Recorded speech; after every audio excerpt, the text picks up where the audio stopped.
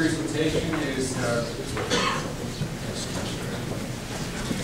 autonomous underwater vehicle emission vision system.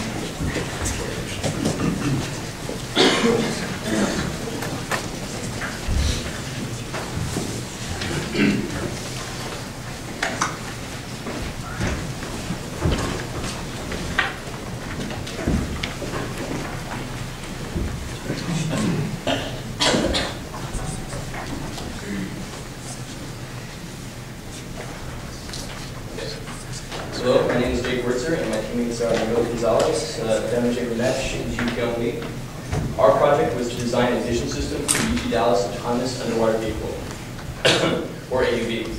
The need for an effective vision system is demonstrated by the challenges the AUV must overcome during competition with AUVs from other schools. Such challenges demand that the submarine be able to autonomously, one, locate and subsequently touch a colored buoy, while avoiding buoys of various other colors. 2, follow a colored pipe to each subsequent task. And 3, detect previously determined images amongst other images on the bottom of the pool. Also, the submarine has to detect a colored hoop and use location from the photo return to pass through this hoop. In addition, we had to keep in mind other constraints to our system. For example, we were limited to $700, low power, low heat, and small size in order to fit the system inside the submarine.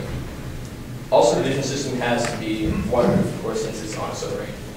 To create our system, we used a waterproof camera, a panda board, and C code that we created ourselves to efficiently solve the problems we anticipated would present themselves during the competition. The camera sends individual frames to the panda board, which processes each image using the code we created. Originally, we intended to create the code using MATLAB, but and then convert it over to C. However, that process turned out to be much more complicated than we originally intended. So from then on out, we just programmed everything in C. This is how the code works. To detect the buoy, the code converts the images it receives from the camera from RGB to HSV. Up here you can see HSV, which stands for hue, saturation, and value. We then threshold that image, and the code compares each pixel's HSV value with predetermined ranges that we came up for each color.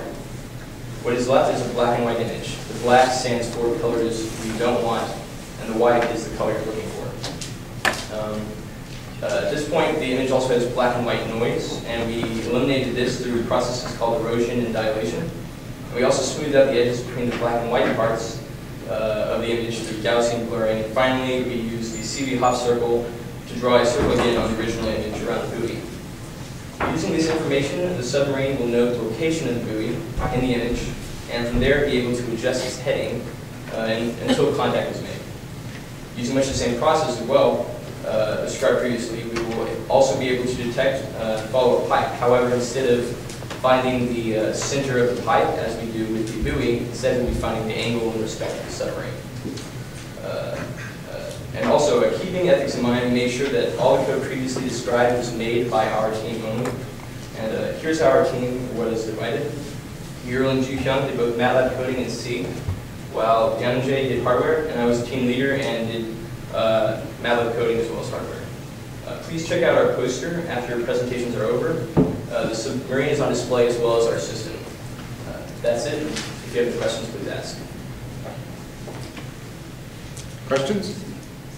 What assumptions did you make based on the transparency of the water? In previous competitions, from right here actually was an audience competitions, but the team was supposed to detect a orange colored buoy. They didn't expect that the colored water would have an orange algae in it, so that sort of made things a little bit more difficult. So what we're trying to do is create a system that actually sort of narrows it down a little bit more. And using these different transforms, we can actually get a better representation and also get rid of that noise. So that's one example. How does this improve on the current system mounted on the sub? Well, that would actually improve on the current system as well, because the orange, I'm talking about the orange algae, for example. Also, yeah. What do you have any other, like, what do you mean? What about speed? Oh, speed.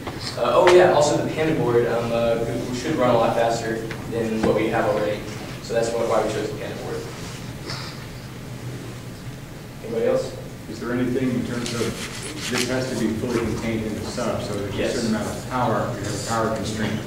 As well as heat, since the submarine is actually enclosed, and there's no way to, at least what we have right now, the submarine hull is like plastic, and it doesn't. At the moment, we don't have an external heatsink, so. Yeah, so Good. it just overcooks inside there, so we had to keep it really low heat. So that's what the panda board does. All right, thank you very much.